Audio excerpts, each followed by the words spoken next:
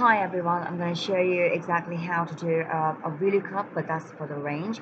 So here we have a list of items, and we want to find their category, the discount category, depending on the retail price. So a simple way of doing it, because VLOOKUP by default is actually a range lookup, right? So if I do VLOOKUP, so tab, and I'm looking at this value, and this is the table.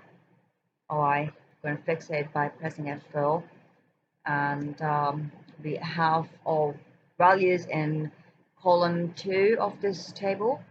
So press 2, and I'm not going to enter anything in the type of match, like the lookup value it needs, because by default it is a range, and it's going to give us a value. So here you are.